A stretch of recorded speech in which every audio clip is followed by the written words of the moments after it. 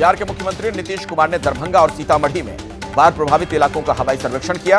Community kitchen और आवागमन के लिए नाव समेत पीड़ितों की हर संभव मदद के लिए जिला प्रशासन को निर्देश। बिहार के मिथिलांचल में कोसी का कहर, दरभंगा में बांध टूटने से बाढ़ की चपेट में कई गांव, लोगों की आबादी प्रभावित।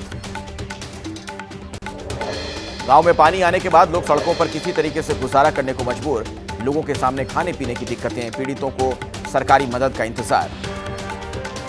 बिहार के सीतामढ़ी और शिवहर में बाढ़ से बिगड़े हालात, एसडीआरएफ और एनडीआरएफ की टीमें बाढ़ प्रभावित इलाकों में लगातार चला रही है रेस्क्यू। अभी भी पानी से घिरे हैं सैकड़ों की तादाद में लोग। बिहार के बेतिया में टूटा पीडी रिंग बांध, कई गांव में घुसा पानी, अलर्ट पर पुलिस और प्रशासन।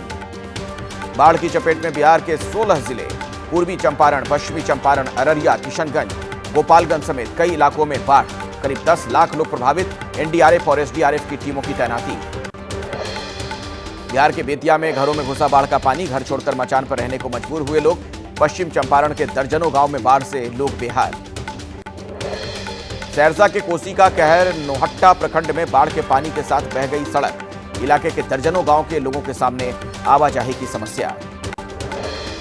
बिहार के मधेपुरा में कोसी बैराज से पानी छोड़े जाने पर नदी में आया उफान, नदी से लगते तटीय इलाकों में आई बाढ़, खेतों में खड़ी धान की फसल पानी में डूबी, सड़कों पर पानी भरने से बढ़ी मुश्किलें। मोतिहारी में भी बाढ़ का सितम, सिकरहन्ना नदी के उफान पर बहने से इलाके के दर्जनों गांव में बाढ़। गोंडीगवा गांव के वार्ड नंबर 1 में रिंग बांध टूटा, निचले इलाकों में आई बाढ़। अपनी रिवॉल्वर की गोली से घायल हुआ अभिनेता गोविंदा के मैनेजर शशि सिन्हा के मुताबिक अलमारी में रखते वक्त जमीन पर गिरा रिवॉल्वर, जमीन पर गिरने से हुआ मिसफायर। गोविंदा के घुटने के नीचे लगी है गोली। गोविंदा की बेटी टीना आहूजा ने एबीपी न्यूज से कहा, ऑपरेशन सफल रहा, 24 घंटे तक आईसीयू में रहेंगे गोविंदा। जिस कमरे में गोविंदा को गोली लगी, उस कमरे का पंचनामा करेगी मुंबई पुलिस। कमरे में किसी भी व्यक्ति की एंट्री पर पुलिस ने लगाई रोक। गोविंदा के मैनेजर और बेटी रीना का बयान दर्ज करेगी पुलिस।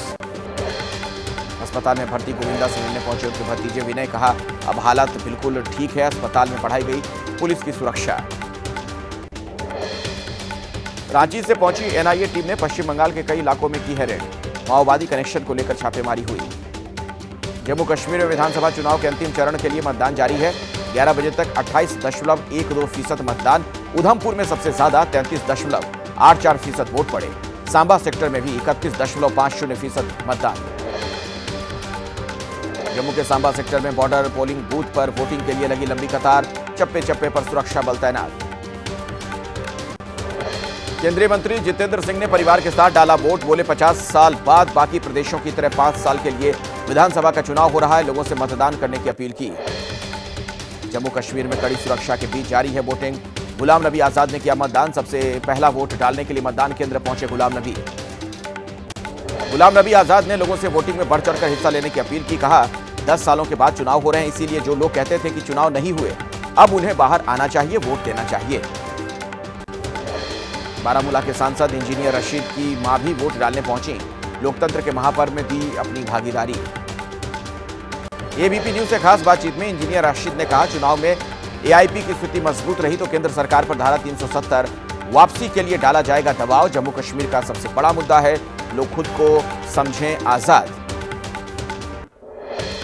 जम्मू में पूर्व डिप्टी सीएम कविंदर गुप्ता ने डाला वोट, धारा 370 हटने के बाद नया जम्मू कश्मीर बना है, आतंकवाद, अलगाववाद, भ्रष्टाचार हमने खत्म किया।